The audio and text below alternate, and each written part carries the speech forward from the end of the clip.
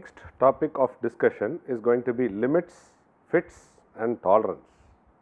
This is a very important topic for discussion in the course of metrology. What happened initially was, people when they started producing things, it was all more of mass customization, and people used to meet a customer, a manufacturer used to meet a customer, understand all his requirements, whatever it is, he used to understand all his requirements, then he puts a thought process on it, converts the thought process into a very rough drawing, and based on that drawing he tries to manufacture a product and give it back to the customer. So, what is the advantage of it? The advantage of it was the customer's voice could be listened and the manufacturer could produce customized to whatever the customer wants. But what was the disadvantage of this system? The disadvantage of this system is he was not able to mass produce. And second thing is, there were not many artists who were available to understand customer needs and convert it into a product.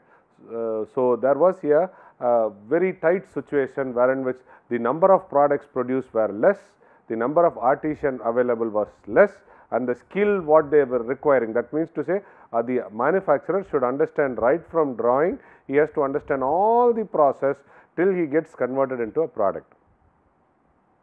Then the scenario slowly changed. The change in scenario was, in manufacturing people thought of, let us start making mass production rather than mass customization.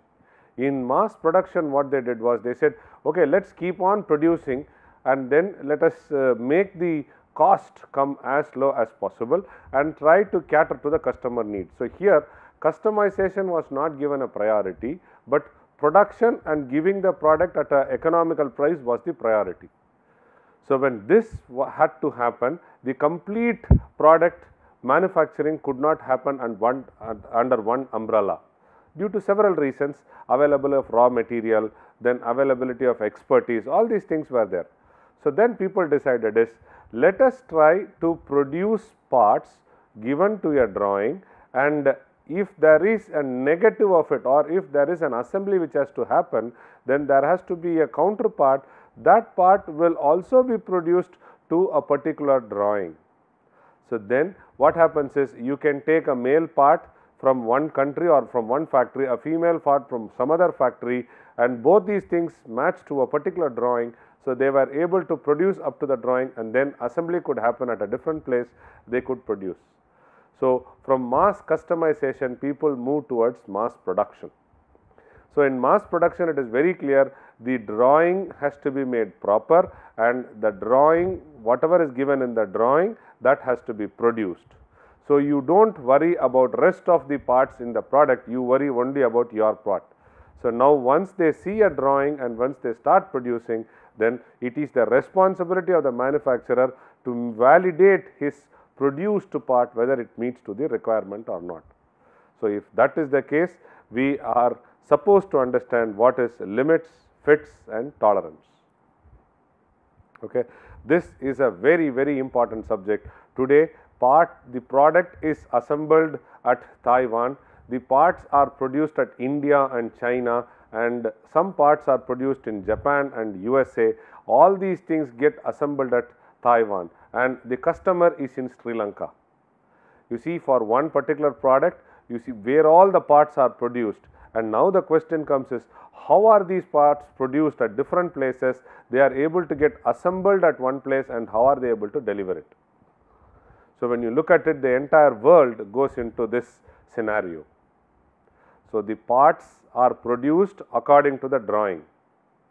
So, and how do you make sure that all parts produced can be assembled?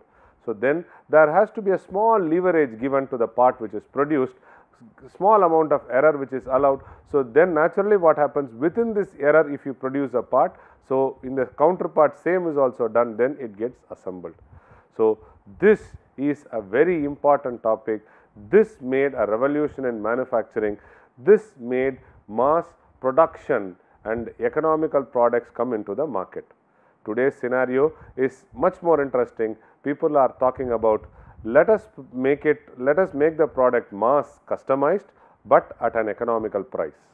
So, they are trying to take the ancient idea, mix it up with the industrial revolution idea, and today they are coming up with a new evolution of mass customization and produce parts economically, which is a big challenge. So, when I say mass customization, the batch size what we are talking about is only 1.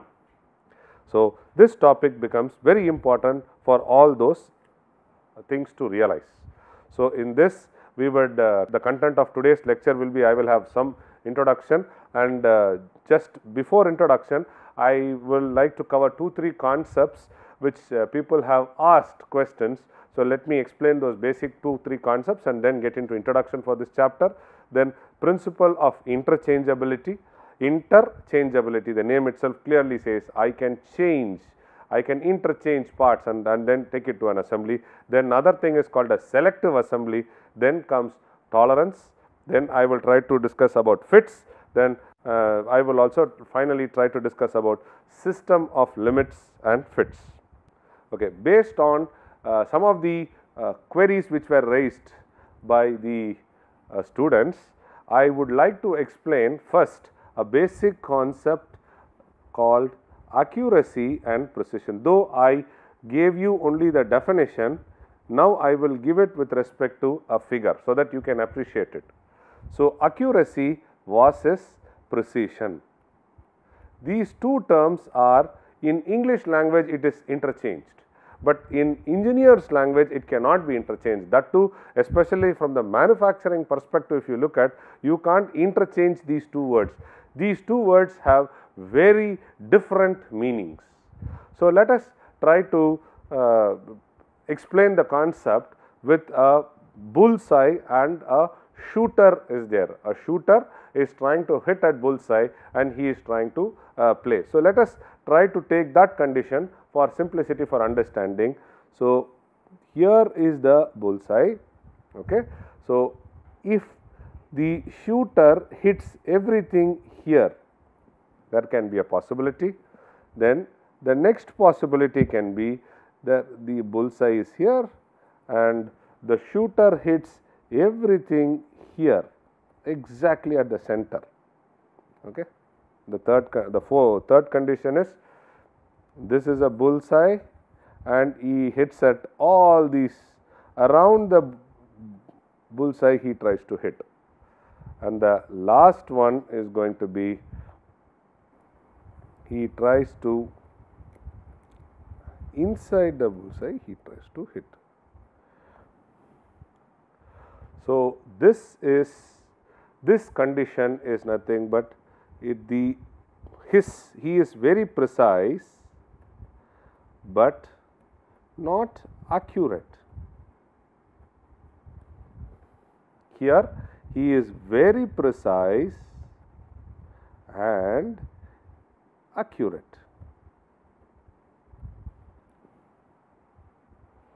He is not precise and not accurate. And the last one is, he is accurate but not precise.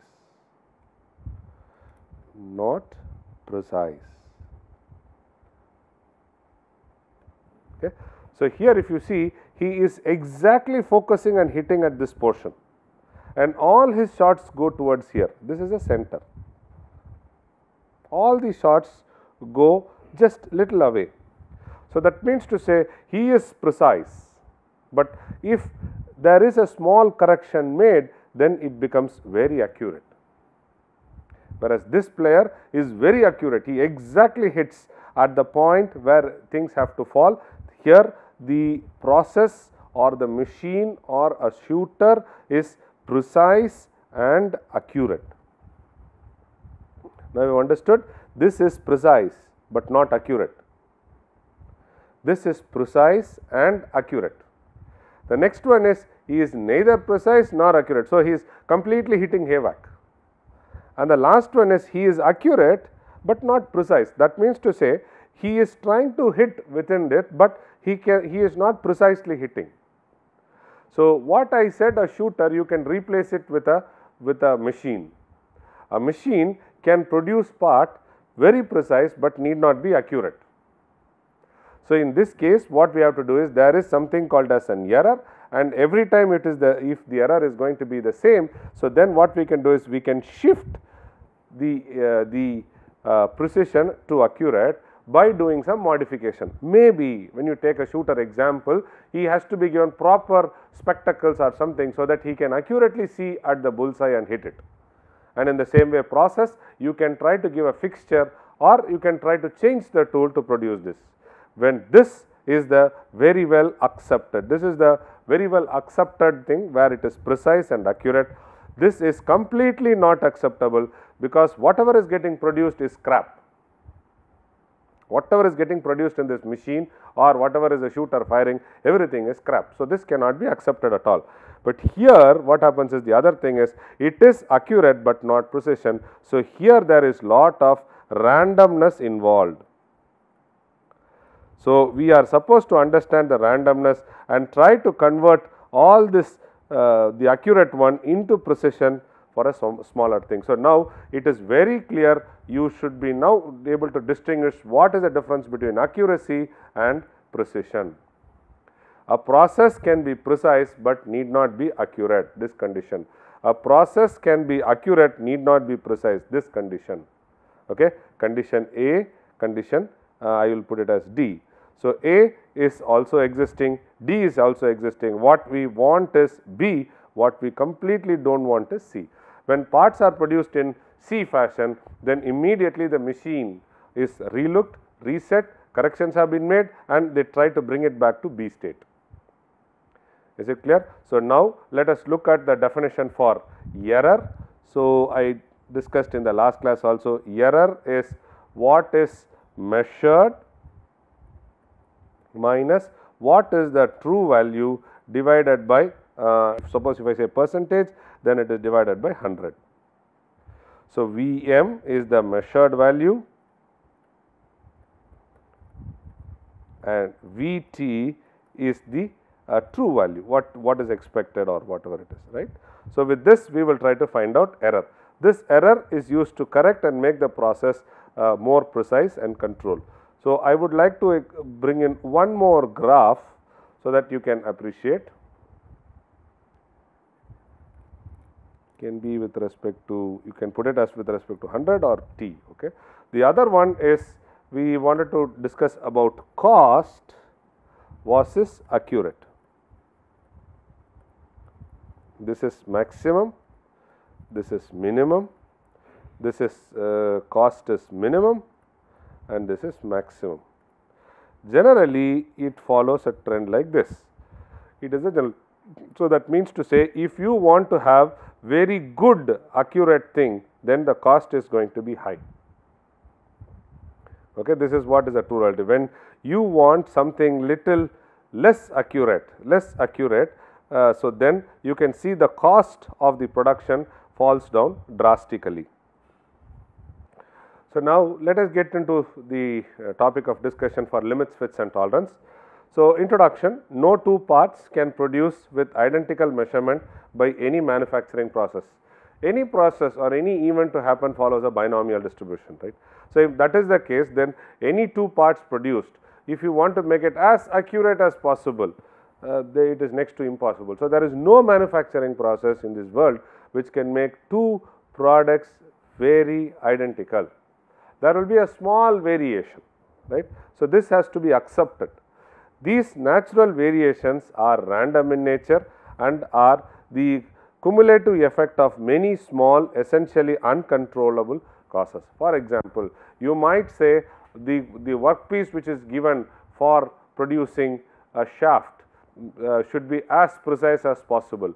Fine, you can check the dimensions, but moment every dimension is okay, then even after that you will see, you go to the microscopical structure, you see there is a small amount of randomness within the grain size. So, these are uncontrollable parameters. So, this is what we say, small uncontrollable parameters all joined together to bring in a small variation. So, that variation makes it very difficult for manufacturing process to make them identical. So, usually variability arises from improperly adjusted machines, operator error, tool wear and or defective raw material. This we are talking about the macroscopical stage. When you look into the microscopical stage, there are variations which are coming into, and that is why we are trying to say this identical measurements are very difficult to be made. Okay. So, in any manufacturing process, regardless of how well it is designed or how carefully it is maintained, a certain amount of natural variability will be existing. Okay. Now, you know there is natural existing, there is a natural variability will be there. So, now what you can do? One, you can say I will spend hell a lot of time and money and make sure that there is no variation. That is one way of doing it. The other way of doing it is I legalize it. Okay, fine. I will try to allow you to have a small variation, but please make sure you produce everything within that small variation. So, that is the natural variability which is there, and you officially declare that is nothing but the tolerance. Okay. So, no component can be manufactured precisely to give the given dimensions. It can be only made to lie within two limits, which is upper and lower limit. So, what we are trying to say is, we are trying to say if you have to produce a diameter of shaft 20 millimeter, exact precise 20 is next to impossible. So, what we do is we try to legalize and say diameter 20.0 plus or minus 0.1 millimeter is accepted for my shaft. And correspondingly, when I produce this shaft will get into a hole, I will also try to produce a hole 20 point something, where I will try to say this hole can be produced 20.0 plus or minus 0.0 or 0.05 or something like that, or I will try to say make it also 0.01 millimeter. So, you see this is a shaft, this is a hole. So, I try to say for this shaft I allow some variation to happen, for this hole I allow some variation to happen. So, now what is the two extreme ends are called as upper limit and lower limit. For a shaft, what is the upper limit? It is 20.1 and lower limit is 19.9. For a hole, what is your upper limit of your hole and what is your lower limit of your hole? The upper limit and lower limit will be different. So, here also you will have 20.1 and 19.9. So, your hole, if it is 19.9, there is maximum amount of material. So, here you had maximum amount, this is 20.1 which is on the upper side, this is on a lower side. When you try to take a hole, this will be on the upper side and this will be on the lower side with respect to material. We will see that little later. The designer has to suggest, it is the need for the designer to suggest such tolerance limit which are acceptable for dimensions used to define shape, form, ensure satisfactory operation and service. When the tolerance allowed is sufficiently greater than the process variations, no difficulty arises. That means to say the tolerance whatever I give, this tolerance if it is higher than the process variation, so then I do not have any problem in producing. And when you try to argue in that way, when you take any machining process, you have lot of mechanical moving parts. These mechanical moving parts over a period of time has wear and tear. Because of this wear and tear, there is always a small fluctuation or variation in the values. So, those things when you try to take into existence, there is always an upper limit which you have to give and a lower limit which you have to give. The difference between upper and lower limit is termed as permissible tolerance. So, I tolerate. So, that is why it is called as tolerance. I tolerate the variation, that is why it is called as tolerance. For example, a shaft has to be manufactured to the diameter of 40 plus or minus 0.02 millimeter. This means that the shaft will be accepted if the diameter between the upper limit of 40.02 and lower limit of 39.98. So, what is the maximum permissible tolerance? The maximum permissible tolerance is upper limit minus lower limit, giving you this. The unit will be millimeters. Okay.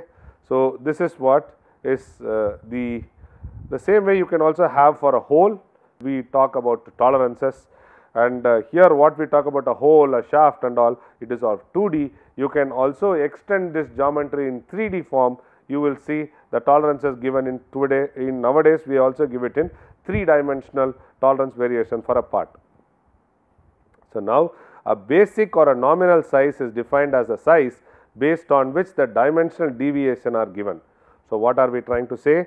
40. 40 is the basic size, basic or the nominal size. So, plus or minus 0.02, okay, this 0.02 plus and 0.02, this is nothing but the tolerance which is given. Okay. And the other interesting part is, why is this tolerance given? Looking into the tolerance, I can also decide which process to use to produce this part. Suppose if the tolerance is very tight, for example, let us try to see an example of 40.02, I have to produce a shaft. I have to produce a shaft for 40.002. I have to produce a shaft for 40.0002. So, if you look at it, this can be done by turning. This can be done by turning, and the next process will be grinding. If you go for this, it will be looking forward turning plus grinding plus you will look for some super finishing process, some super finishing process. We do not know what is it, but you will look for a super finishing process. You look at it just by looking at the tolerance. Now, what I have done is I have added processes to produce this part. So, if you go back today, just now we discussed, as the accuracy goes higher and higher and higher, the cost goes high. Why does that happen? Because now you see lot many processes are getting involved to produce a accurate part. So, after this tolerance, and why is all these tolerance very important?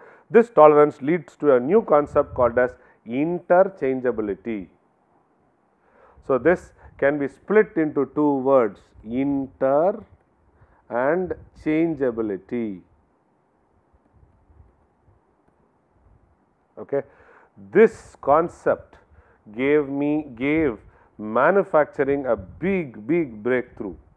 Modern production techniques require that a complete product be broken into various component parts, so that the production of each part becomes an independent process leading to specialization.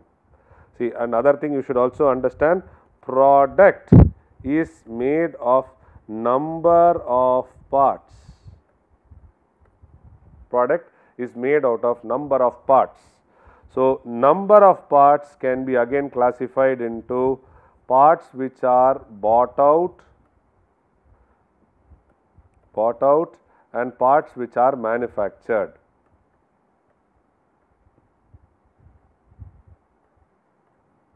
And before, so now bought out items means you buy it from the market, which can be used to produce a product. Certain things are manufactured. So, when you try to buy it from the market, you try to give a specification only. For example, bought out items are, general items are spring, nut, bolt, screw. So, here we say M6 nut, M6 bolt. All you go say in the market is, please give me M6, or even a bought out item for the product can be a motor, complete motor. Okay.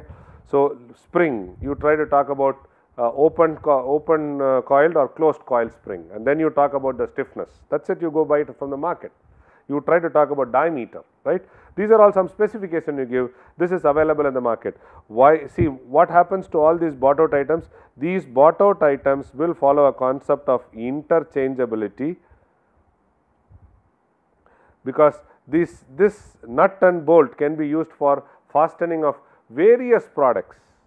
So, all I do is I produce it in bulk, So that I can get into the concept and I may give the parts in a economical manner. So in order to reduce the price, this interchangeability has come up in a big way. It is essential that the parts are manufactured in bulk to the desired accuracy and at the same time adhere to the limits of accuracy specified. The manufacturing of a component under such conditions is called as interchangeable manufacturing. Okay. This gave a big revolution. When interchangeability of manufacturing is adopted, any one component selected at random should assemble with another with any other arbitrary chosen mating component. So, I have a nut, a box of nut is there, I pick one nut, I take a box, a counter, say for example M6 nut I take, and I have a big box of thousands bolts, I pick one M6 bolt, I should just try to mate it, it should assemble. So, that is the interchangeability in manufacturing. And if that has to happen, and we have already studied, the nut will have a small variation in the dimensions, the bolt will have a small variation in the dimensions. These two are produced in such a fashion that the small adjustments can be made and it can get adjusted and assembled. By interchangeable assembly, we means that identical components manufactured by different operators can be assembled and replaced without any further modification during the assembly stage. When components are produced in bulk, unless they are interchangeable, the process of mass production is not fulfilled. So, please understand, this is for mass production. After the Industrial Revolution, which happened in 1857, the machines which are getting developed followed the concept of interchangeability. In order to achieve the interchangeability, several standards need to be followed. See, you should understand, when I try to talk about interchangeability and I say interchangeability within India, it is not accepted, because how long can you be only an Indian supplier? You have to get into the global market. So, if it has to be into the global market, then whatever you produce should match or should meet a standard. So, this certain standard needs to be followed based on the interchangeability concept, and that can be categorized as universal interchangeability and local interchangeability. Local means what I was trying to talk about India, but today this scenario is slowly dying. We are trying to look at global market. So, a vendor can supply to automobile industry which is located in Pune, which is located in Delhi, which is also located in China, which is located in Japan, in US. So, a single vendor, there are companies today in India which supplies to all those people, and they are particularly in the fastening industry, they do it. When the parts are to be manufactured at different locations are randomly chosen for assembly, it is called as universal interchangeability. When the parts are manufactured at the same manufacturing unit are randomly drawn into the assembly, it is called as local interchangeability. So, here what I have done is, I have converted this in my explanation, I have said this can be your own industry. For example, Maruti is industry, Honda is an industry, they can have their own standards, and their standards meet out only within their assembly, within their product only. It cannot be generalized to other producers, right. For example, what is produced in the industry of automobile, they cannot use the same screw which is used for machine tool manufacturer. The other interesting, this was interchangeability. The other interesting concept for discussion is going to be selective assembly approach. So, selective assembly approach means, for I pick one part, that part has to be mated with another part. Now, I either try to machine any one of the part and make sure a single shaft mates with a single hole or with a single housing, whatever it is. Take a nut which is, and then take a bolt. Now, I grind the bolt or I grind the nut and I make sure this nut and this bolt exactly match. And if I take any other nut and any other bolt randomly and start doing the assembly, it will not match. So, this is called as selective assembly. This is exhaustively used for various precision components. For example, in diesel injection pumps, you have plunger and barrel. So, the inlet which is to be given to the cylinder, engine cylinder, you have a pump which is there. So, in this pump there is a cam, and this cam tries to inject the required amount of diesel into the cylinder. So, here what they do is the diesel enters into a barrel, and then there is a plunger. So, this plunger and barrel assembly is to be very perfect. It should not leak out the diesel down. So, they try to make it as selective assembly. Many of the hydraulic valves, the cylinder and the piston and the valves, whatever it is, they try to do selective assembly to make sure there is no leak. Selective assembly is a costly approach. Why? Because you take a shaft and you take a counter of it, then you try to choose a counter which exactly matches. So, for producing one assembly, maybe 3-4 you would have checked and sorted out and then made. So, this will increase the time, and it will also tries to produce, you are expected to produce more to make it assembled. So, selective assembly is a cost effective approach to reduce the overall variation, thus improving the quality of the assembly product. In this process, components of the mating pair are measured and grouped into several classes as they are manufactured. Okay. So, whatever I told in the beginning for selective assembly, I told you it is one shaft and one hole, right, one half versus one hole. And in order to make this economical, what you do is you first pick a shaft, you first pick a counterpart, do the assembly and try to see whether these two fellows are mating. If not, pick another one, and I try to assemble them and keep it separate. So, that is why it is said as cost effective approach for reducing the overall variation and thus improving the quality of the assembled product. In this process, components of mating pairs are measured and grouped into several bins. In interchangeability, you random pick, here you group them. Several products is assembled. For example, if you try to take 40 plus or minus 0.02 millimeter, so you can produce at 40.02 and 39.98. So, it is not necessary that extreme ends only you get parts. Now, you also get parts in this in between. So, counter for this shaft I make holes and I also pick this. Now, I do assembly. Okay. The final product is assembled by selecting the component of each pair from appropriate bin to meet the required specification as close as possible. Finally, you have to do a grinding and get it done. This approach is often less costlier than the tolerance design using tighter specification. So, here interchangeability is 1, selective assembly is 2. Selective assembly, here again what we do is we try to put it into several bins and we pick from the bin such that in between these are taken into, for example, this can be 40.02, this can be 40.01, this can be 40.00, 39.98. Okay. So, I have all the shafts here, whatever it is, I have the bolts here. So, counter I will also have. Then quickly I can pick from here and pick and assemble here. But here what is a big challenge and why did I say costly? You have to first verify and sort it out. And even after sorting it out, if you want to have very tight tolerances, then pick here, do some grinding and then get it done. Okay. So, this is selective assembly, but if you want to have a tighter tolerance, the same selective assembly is very expensive. Tolerance. The next topic of discussion is tolerance. The components are manufactured in accordance with the permissible tolerance limit as suggested by the designer to facilitate interchangeability. Tolerance. The permissible limit of variation in dimensions have to be specified by the designer in a logical manner, giving due consideration to the functioning requirement. So, basically what are we supposed to do is there is a function element will be there, right. So, how did this function element come? This came from the customer voice or choice. It came, he converted into some product and the functional elements are there. Functional element, the designer should have a drawing and then he is giving it to the manufacturer. So, the designer has to have an understanding of each function.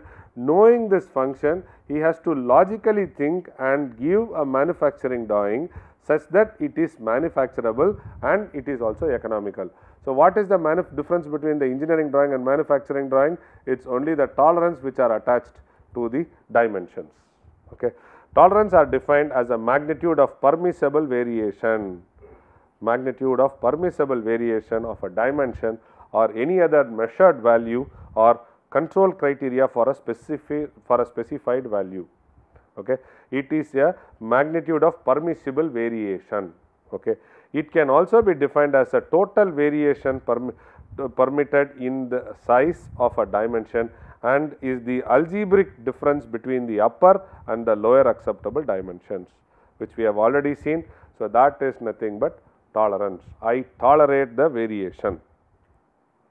So, manufacturing cost versus work tolerance. As the permissible tolerance goes on increasing, which I explained to you in the beginning of this lecture, the accuracy I said, as the permissible tolerance goes on decreasing, that means to say the tolerance is decreasing, the accuracy is increasing, it is becoming tighter and tighter, the manufacturing cost incurred to be achieved, it goes on increasing exponentially. So, let it is like this: tolerance, okay, this is cost.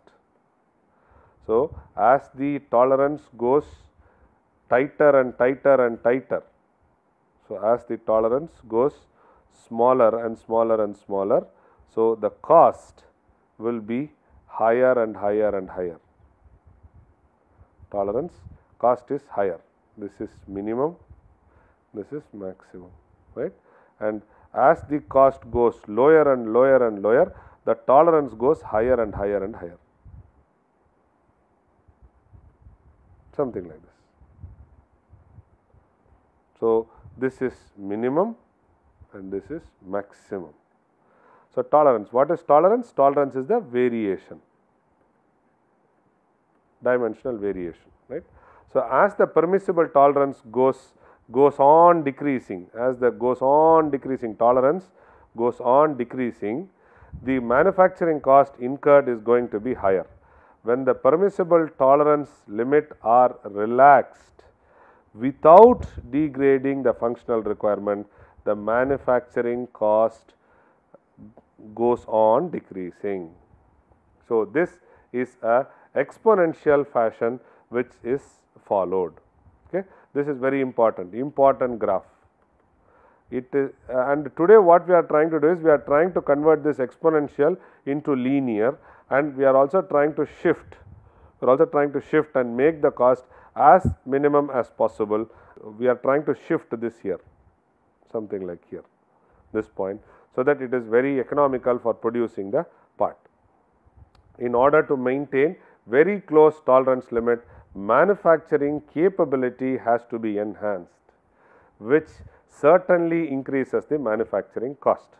So, what we are trying to say is, we are trying to say that if you are trying to reduce the tolerance variation, then your machine whatever produces the part, there has to be completely under control, where there has to be almost negligible uncontrollable variable, and the workpiece which comes inside, variation from the microscopical point of view, from the hardness point of view, everything should be under control.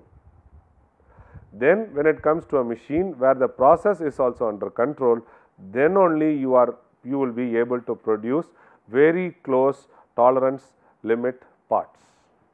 And when all the sorting out has to happen at several places, then the manufacturing cost goes high drastically.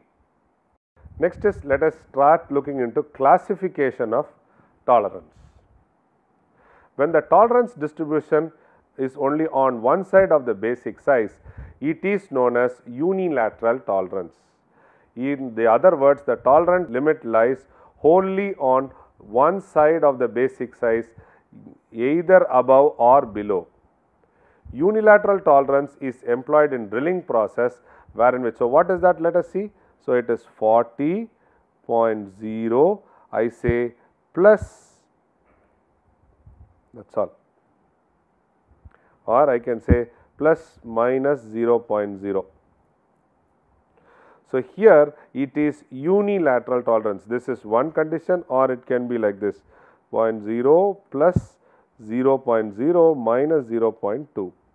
So, if when the tolerance distribution is only on one side of the basic, one side, either on the positive side or no. So, here maximum is 40.02 or 40.2, minimum is 40. So, here it is maximum is 40.0, 39.8. Okay. So, it is known as unilateral tolerance. Unilateral tolerance is generally employed in the drilling process, wherein dimensions of the hole are most likely to deviate in one direction only. That is, the hole is always oversized rather than undersized. Please underline this fact. You are using a drill of a required dimension maybe 6 millimeter, and you are trying to drill a hole there. It is expected that the exact 6 millimeter is done there. If it is not exact 6 millimeter, you will be never able to get 5.95. You can get only 6.05, because there can be a ovality or a run out on the spindle that deviates and generates a larger hole as compared to that. In a very, very rare condition, you might get an undersize, where the possibility can be the workpiece takes in lot of heat, and later the heat is dissipated. There is a hole shrinkage phenomena happening.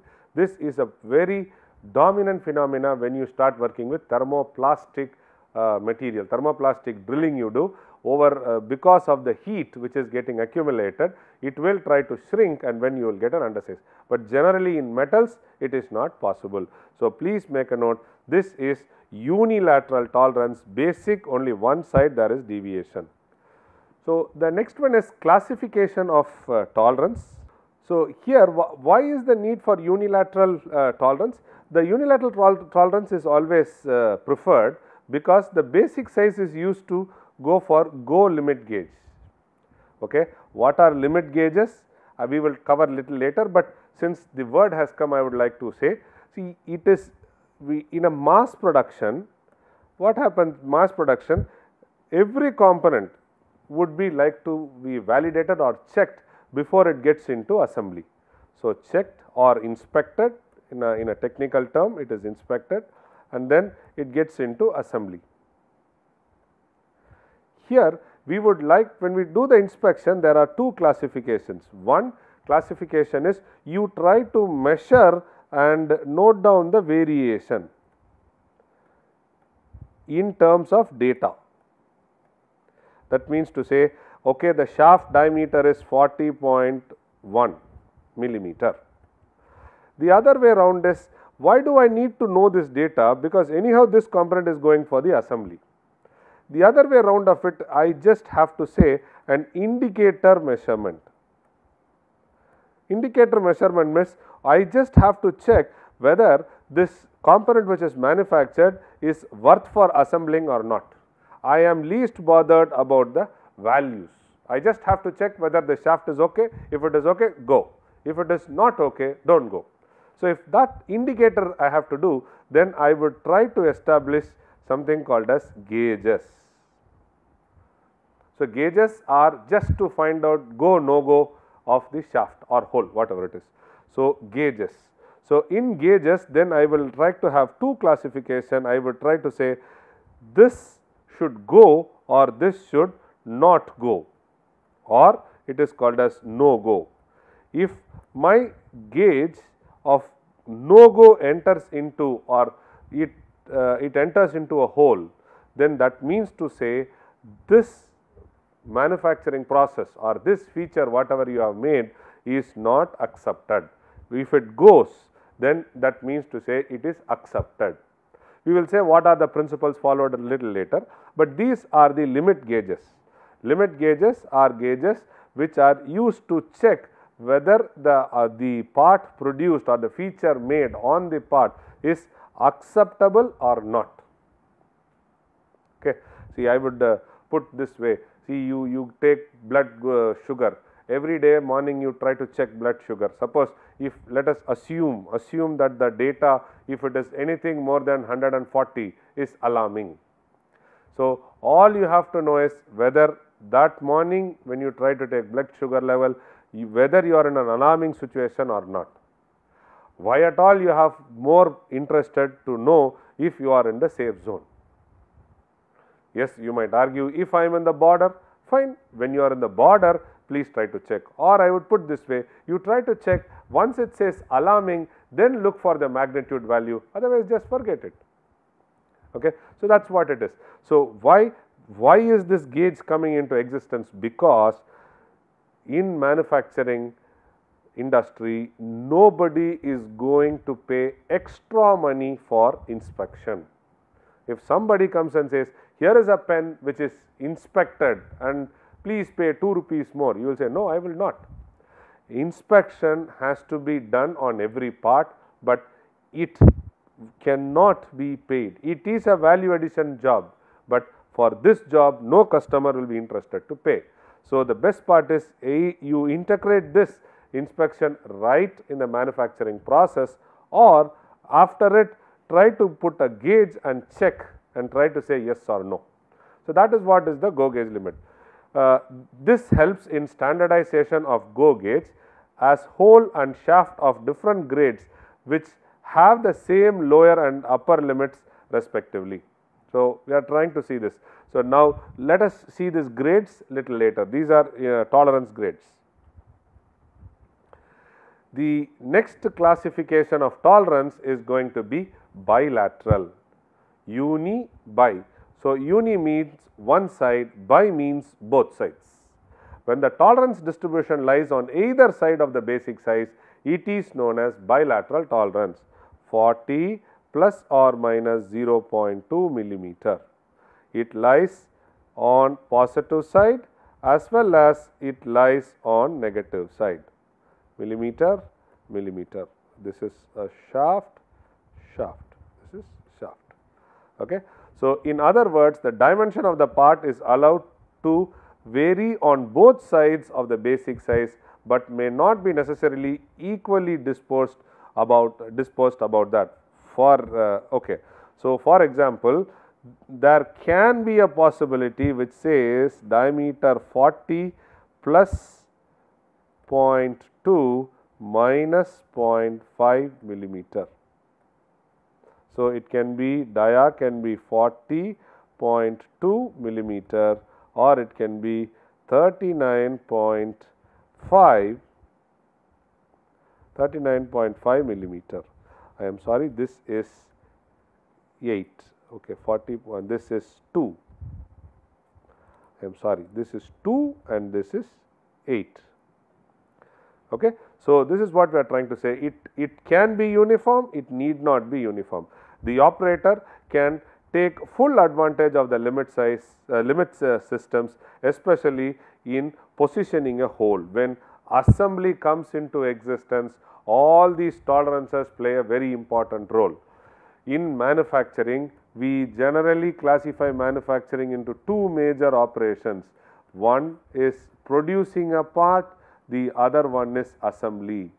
Today's scenario is interchangeability has come up to such an extent, all parts are produced outside the factory, only assembly happens inside the factory. When assembly has to happen, parts have to be produced with tolerance. If the parts are to be produced with tolerance, then the cost of production becomes economical, and it is also by nature that you cannot produce the same part or identical part once again, you always give some you permit some variation. So, this system is generally preferred in mass production where the machine is set to the basic size. The tolerance is determined by establishing tolerance on more than one dimension. It is known as compound tolerance.